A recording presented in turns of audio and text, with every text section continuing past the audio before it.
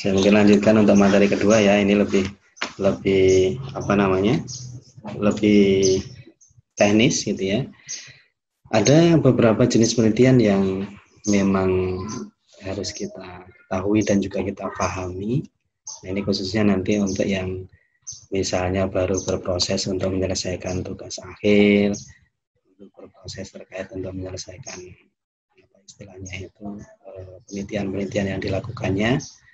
Nah, ini contoh misalnya saya mungkin akan memberikan beberapa contoh saja terkait formatnya ini. Artinya ini nanti yang akan menjadi gambaran kita. Ini yang akan menjadi panduan kita secara umum. Meskipun ini artinya kalau secara apa istilahnya itu tema-tema utama ini sudah masuk. Dan biasanya memang ini nanti fleksibel, artinya ada ketentuan-ketentuan dari institusi kita, misalnya dia akan menyesuaikan. Tetapi secara umum gambaran dari masing-masing apa istilahnya jenis penelitian yang akan kita coba sampaikan itu nanti secara umum dia akan memuat itu. Artinya apa? Bahwa nanti toh akan disesuaikan dengan kondisi di institusi masing-masing, maka kita bisa akan menyesuaikan dengan mudah. Jadi artinya kita tahu ilmunya dulu. Oh, ketika nanti menggunakan analisis dokumen atau studi pustaka atau studi literer itu nanti apa saja poin di dalamnya. Sehingga nanti ketika nanti ada, oh di tempat saya ternyata poinnya yang harus masuk 1, 2, 3, 4, misalnya seperti ini. Nah, itu nanti kondisinya tergantung kita. Kalau kita sudah paham, kita sudah tahu, maka akan memudahkan untuk itu. Baik, yang pertama, ini karena banyak ya dengan kondisi apa istilahnya, kondisi di institusi pendidikan khususnya ya di saat ini yang masih dilanda oleh pandemi ya COVID-19 itu akhirnya memang banyak seperti yang saya sampaikan di awal tadi arahan-arahan dari institusi untuk melakukan riset-riset tugas akhir itu berkaitan dengan studi dokumentasi atau studi pustaka atau studi literer gitu ya. Nah, kita perlu memahami dulu filosofisnya atau konsep dasarnya kenapa ada analisis dokumen atau studi literer atau pustaka ini. Jadi yang pertama, analisis dokumen atau studi pustaka atau studi literer itu merupakan penyajian ya. Di sini saya kasih sedikit ini ya. Penyajian argumentasi penaranan keilmuan yang berdasarkan hasil analisis dokumen atau analisis pustaka dan hasil olah pikir peneliti mengenai suatu masalah atau topik kajian. Nah, dalam hal ini kita bisa melihat bahwa yang namanya dokumen itu nanti akan kita sangkutkan, akan kita interpretasikan terhadap tema-tema yang akan kita kaji gitu ya. Jadi sumber data dari analis dokumen yaitu tadi dokumen-dokumen yang kita perlukan. Biasanya berkaitan dengan konsep pemikiran, kemudian apa istilahnya itu pemikiran dari tokoh tentang sesuatu dan sebagainya. Nah, itu berdasarkan dengan sumber pustaka yang kita pakai atau menjadi rujukan utamanya. Nah, banyak kalau beberapa menyebutkan bahwa sumber kajian pustaka itu bisa, kalau di penelitian sejarah dia menggunakan artefak-artefak yang ada, jurnal penelitian, laporan penelitian, buku teks itu biasanya yang utama. Kemudian dokumen-dokumen yang diterbitkan secara resmi misalnya oleh pemerintah atau lembaga-lembaga lain. Nah, dokumen itu yang kemudian akan kita bahas ya secara kritis dan mendalam dalam rangka mendukung gagasan untuk menghasilkan simpulan atau saran. Artinya kita punya persoalan misalnya pendidikan, contoh sederhana. Ada beberapa yang kemarin juga diskusi, Pak, saya mau mengambil studi pustaka itu seperti apa. Nah, terkait dengan apa? Gitu ya. Kemarin ada yang menyampaikan misalnya, oh temanya itu terkait dengan pendidikan, kondisi pendidikan sekarang, Pak. Nah, bisa misalnya kita menggunakan studi pustaka tentang konsep pendidikan yang sudah dimunculkan. Kalau kita tahu, kita punya bapak pendidikan yang luar biasa ya, dulu misalnya Ki Hajar Dewantoro. Nah, kalau dalam dunia pendidikan Islam bisa misalnya konsep pendidikan agama menurut Ki Hajar Dewantoro. Nah, itu kan menarik sekali. Artinya apa? Selama ini kita memahami Ki Hajar Dewantoro itu adalah tokoh nasional dalam dunia pendidikan. Padahal sebenarnya ada pemikiran-pemikiran beliau yang luar biasa, yang dia juga terkait dengan apa istilahnya itu, konsep-konsep dalam pendidikan Islam. Nah, ketika kita bisa mensinkronkan itu, jadi kondisi sekarang yang terjadi, kemudian kita akan menggali pemikiran dari sumber pustaka tentang Ki Hajar Dewantara itu, yang kemudian akan kita sinergikan sehingga menjadi sebuah studi atau riset dari penelitian pustaka yang baik. Nah, itu kira-kira gambaran sederhananya terkait dengan analisis dokumen dan studi pustaka. Nah, apa saja poin penting itu yang ada dalam itu studi pustaka atau ini? Jadi yang pertama biasanya di pendahuluan itu memang bermacam-macam sesuai dengan institusi ya. Tapi yang jelas seperti awal tadi saya sampaikan dalam the body of research tadi, maka di pendahuluan itu dia akan memuat yang paling utama itu adalah masalahnya. Ya. Ada beberapa yang misalnya tanya, Pak, saya mencari masalah kok susah itu ya. Nah, mencari masalah kok susah itu bukan karena kita nggak bisa, mungkin kita belum menemukan atau belum paham, belum tahu gitu. Nah, di bab pendahuluan ini atau bab 1 itu akan memuat misalnya latar belakang masalah, identifikasi masalah. Beberapa ada yang menulis ini, beberapa ada yang tidak menulis. Kemudian ada rumusan masalah, ya.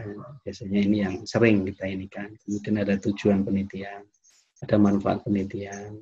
Ada beberapa juga yang menyebutkan tambahan definisi istilah. Ini kalau perlu, nanti tergantung kita juga. Ada juga yang di bab 1 ini menjelaskan juga terkait dengan fokus masalah atau penelitiannya. Nah, ini yang menjadi gambaran utama dulu supaya kita paham bahwa di bab pendahuluan nanti hampir sama konteksnya. Kita akan memuat, sekali lagi pertama kali itu harus diperkuat terkait dengan masalah yang akan kita teliti. Fenomena apa yang terjadi, tema-tema apa yang akan kita angkat menjadi masalah itu.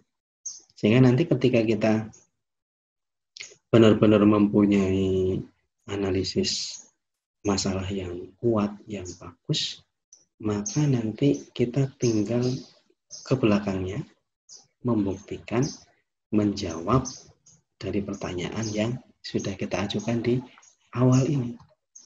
Jadi di latar belakang masalah ini dia mempunyai poin yang penting, poin yang sangat krusial untuk terkait dengan penelitian, untuk langkah-langkah di bab-bab berikutnya. Jadi makanya sering sekali kalau misalnya kita diminta untuk review atau review itu, kita akan lihat dulu di sini. Kita apa istilahnya itu, kita bongkar habis di sini dulu supaya nanti apa benar-benar bahwa masalah kita itu kontekstual, masalah kita itu menarik, unik, baru dan sebagainya. Nah, ini terkait dengan contoh yang pertama di bab pendahuluan.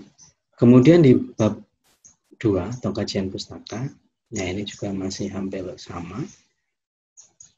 Ada kajian teori yang akan kita bahas. Ya, saya teori terkait dengan pendidikan, ya maka kita akan mencari teori-teori pendidikan yang ada yang berkaitan dengan tema tadi di awal. Ya. Kemudian yang kedua, kajian penelitian yang relevan. Nah, seringkali kita juga terjebak. Kadang ada yang memasukkan kajian penelitian yang relevan ini hanya sebagai syarat atau penggugur kewajiban. Padahal sebenarnya dalam kajian penelitian yang relevan itu kita akan mencari posisi penelitian kita sekali lagi. Jadi kalau misalnya banyak penelitian yang sejenis, banyak penelitian yang itu temanya sama, maka itu nanti secara otomatis kita akan mempunyai posisi tersendiri, berbeda dengan mereka. Jadi seringkali kita hanya asal maaf ya menulis teori penelitian yang sudah dilakukan ini. Meskipun kadang temanya ada sedikit kemiripan. Nah, sama-sama kita misalnya mau memunculkan kajian penelitian yang ada, maka kita mencari yang terdekat saja. Karena itu nanti yang akan menguatkan penelitian kita. Oh, ini loh sudah dilakukan ini, kita pada perspektif yang lain. Nah, itu di bab kedua, kajian pustaka. Kemudian selanjutnya di kerangka berpikir, ya kita akan mencoba untuk memberikan alur apa istilahnya itu, alur pemikiran kita antara apa yang terjadi, kemudian antara apa yang akan kita teliti, kita tulis. Disitulah kita sinkronkan antara kerangka pemikiran dalam penelitian ini. Kemudian pertanyaan penelitian. Nah, ini penting karena yang membedakan kalau misalnya analisis dokumen itu kan dia berkaitan dengan kualitatif. Beda dengan kuantitatif sekali lagi. Jadi kalau sederhananya, kalau kuantitatif itu dia akan menguji asumsi kita atau hipotesis kita. Misalnya kita mempunyai asumsi antara variabel ini dengan ini. Nah, kita membuktikan itu benar atau tidak. Tapi kalau di kualitatif, maka kita akan mengeksplorasi, mencari cara menjawab pertanyaannya. Jadi kita akan mencoba untuk mengungkap, kalau kenapa ini terjadi, pertanyaannya apa yang kita buat. Itu makanya ada pertanyaan penelitian untuk di kualitatif. Kemudian yang selanjutnya, seperti yang tadi kita sampaikan, metode penelitian itu nanti kita akan menyebutkan dulu jenis penelitian kita, tempat dan waktu, seperti apa, sumber data. Nah, sumber data ini sebagian biasanya sering atau banyak maaf, yang menyebutkan misalnya sumber data itu ada dua, sumber data primer dan sekunder. Nah, sumber data primer itu apa saja? Berarti buku-buku penting, buku-buku utama yang menjadi rujukannya. Kemudian sumber data sekunder bisa nanti buku yang ditulis orang lain yang berkaitan dengan itu, atau dokumen-dokumen yang nanti membantu untuk menambahkan data-data yang diperlukan. Kemudian teknik dan instrumen pengumpulan data, nah tadi juga seperti yang saya ungkap di awal tadi. Kemudian keabsahan data. Nah, keabsahan data ini maksudnya atau kalau dalam ini validitas itu ya. Keabsahan data itu maksudnya kita mau menyampaikan bahwa data ini benar-benar apa istilahnya itu sudah diverifikasi. Kalau dalam kualitatif biasanya kita bisa menggunakan keabsahan data ini berdasarkan apa istilahnya itu sumber. Jadi penelitinya kita cross check lagi kepada partisipannya, atau bisa juga instrumen itu nanti kita mencari ahli dalam bidangnya. Nah, kalau dalam apa namanya keabsahan data di kualitatif ada yang disebut dengan expert judgment. Jadi kita misalnya tadi instrumennya kita menggunakan wawancara, kita tanya kepada orang yang sudah ahli itu, hasil wawancara seperti ini, hasilnya seperti ini, kira-kira gimana tambahannya. Kita bisa menggunakan expert judgment, orang yang ahli.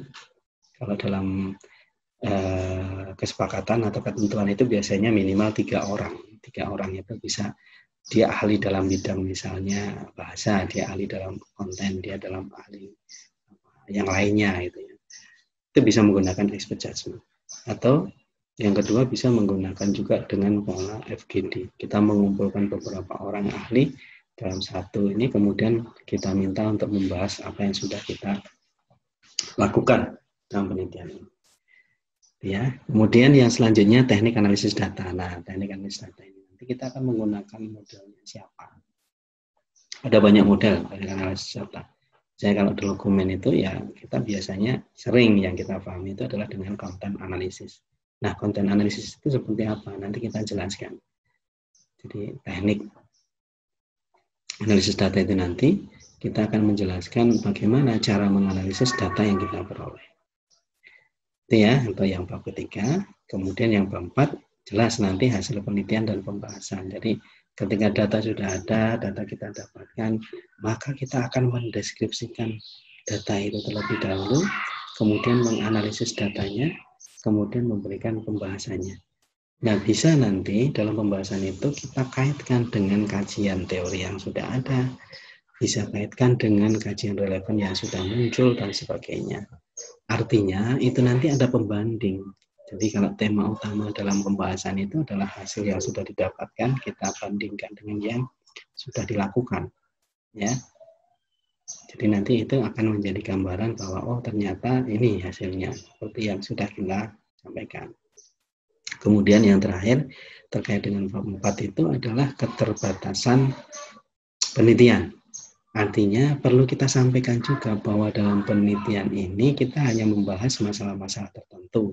Bisa pada kontennya, bisa pada strateginya, bisa pada datanya, dan sebagainya. Itu perlu kita sampaikan. Supaya nanti orang yang membaca juga paham bahwa penelitian ini memang kita tidak membahas fokus yang banyak. Karena semakin banyak fokus atau tema yang kita tulis akan semakin banyak konsekuensi kita untuk menjelaskan itu. Nah, kadang ini yang kita perlu pahami juga, gitu ya. Kemudian yang terakhir terkait dengan simpulan dan saran. Nah, ini hasil-hasil kesimpulan dari apa yang sudah didapatkan dalam penelitian itu kita jelaskan. Biasanya simpulan ini dia akan mengacu pada pertanyaan penelitian. Jadi dia akan menjawab pertanyaannya penelitian apa, kemudian hasilnya apa, gitu ya. Nah, kalau implikasi ini bisa berkaitan dengan dampak dari penelitian ini. Jadi misalnya penelitian ini nanti bisa berimplikasi pada apa? Misalnya kalau kita meneliti terkait dengan pola dokumen-dokumen pemikiran ini, maka bisa dengan dunia pendidikan nanti muncul metode ini, memunculkan misalnya kita membuat modul seperti ini dan sebagainya. Kemudian kalau saran jelas kita nanti akan memberikan saran kepada peneliti-peneliti berikutnya, apa kira-kira bisa ditambahkan, apa yang kira-kira bisa diperkuat dan sebagainya. Nah, ini contoh format untuk analisis dokumen di pustaka. Kemudian yang lain terkait dengan di pustaka sudah. Nah, ini evaluasi. Penelitian evaluasi ini juga jarang sekali. Jadi studi pustaka ini sekarang baru booming, baru muncul karena kondisi COVID atau pandemi. Makanya sebenarnya kita punya gambaran bahwa penelitian itu banyak sekali. Ini yang bisa kita lakukan. Kemudian yang kedua, kita berikan informasi itu terkait dengan penelitian evaluasi. Ini juga belum banyak melakukan. Belum banyak orang yang melakukan penelitian-penelitian terkait dengan penelitian evaluasi. Padahal menarik sebenarnya juga. Jadi evaluasi terkait dengan program di sekolah, evaluasi terkait dengan program apa istilahnya itu pembelajaran dan sebagainya. Nah, syarat utama dalam penelitian evaluasi itu adalah harus ada program atau kebijakan atau ketentuan lainnya yang harus dievaluasi dan harus ada kriteria keberhasilan. Jadi misalnya kalau di kita misalnya kita mau yang umum saja yang sederhana, ujian nasional, ya, ujian nasional, program ujian nasional itu kita bisa melakukan penelitian seberapa besar sebenarnya ujian nasional itu terlaksana dengan baik, ya, indikatornya apa? Atau kalau dulu misalnya tahun kemarin ya pada masa seperti ini misalnya kita mau meneliti itu program zonasi untuk penerimaan siswa. Nah, itu juga menarik. Zonasi untuk penerimaan siswa. Kenapa? Karena kita nanti bisa menemukan hal yang baru. Zonasi itu benar-benar dia bisa terlaksana dengan baik, indikator keberhasilannya ada atau tidak, kemudian itu bisa menjadi sebuah acuan atau mungkin referensi untuk menentukan kebijakan. Nah, selain itu, pada evaluasi simpulan diambil setelah hasil analisis data dan pembahasan dibanding dengan kriteria yang ditentukan. Jadi artinya, ketika hasil nanti didapatkan, dia akan kita bandingkan dengan kriterianya. Oh, seberapa besar hasil yang sudah kita dapatkan dengan kriterianya? Ternyata lebih tinggi, oh ternyata ini lebih rendah, oh ternyata ini sama. Nah, kesimpulannya nanti kita apa? Oh, kalau misalnya nanti ini lebih tinggi, bisa program ini dilanjutkan. Kalau kesimpulannya misalnya, oh ini sama saja, maka bisa